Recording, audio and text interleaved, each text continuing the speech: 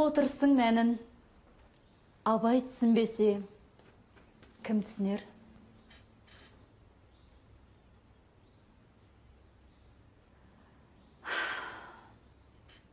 Дәулетіңіз бен мәулетіңіз асып тұрған шағында залогқа 1000 сом төлеп, абақтыдан шығарып алғанымда ер жігіт басыңызға арсанап отырған боларсыз.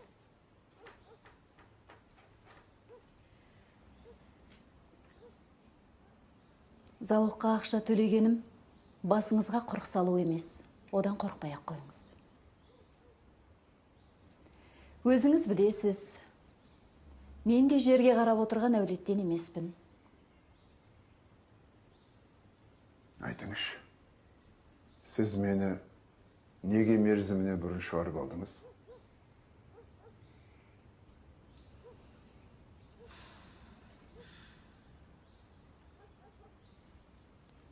Сіз сияқты адамның абақтыда бір күн болса да артық жатқанын қаламайым.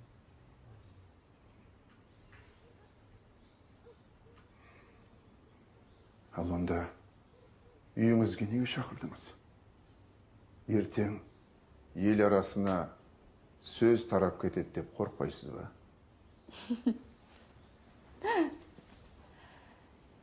Сөзден қорқамын деп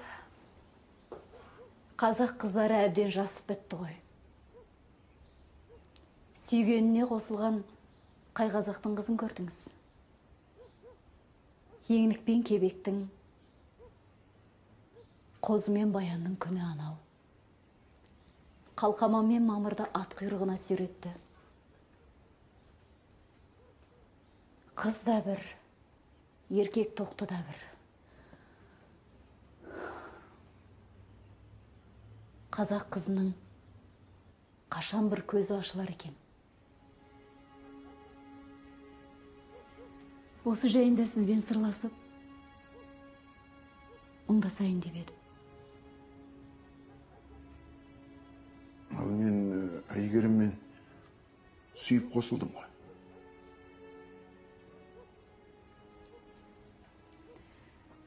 Әрине, Әйгерімнің жөні бөлек. Абай болса, Әйгерімдер толып жатыр емес пе?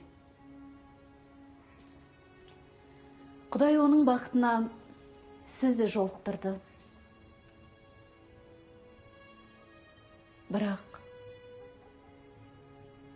бұл маңда сіз сияқты адам жоқ. Жалғыз Абай кімге жетсін?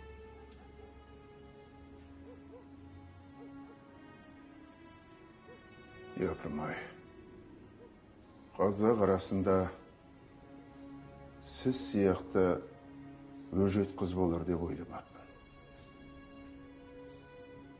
Мынандай оймен сізге жар таңдау да оңайға соқпас. Оның рас. Мені айттырған жігітім дәл осы кездесуден кейін іргесін аулаққа салатын шығар. Өзі білсін. Есесіне мен сізді жолықтырдым.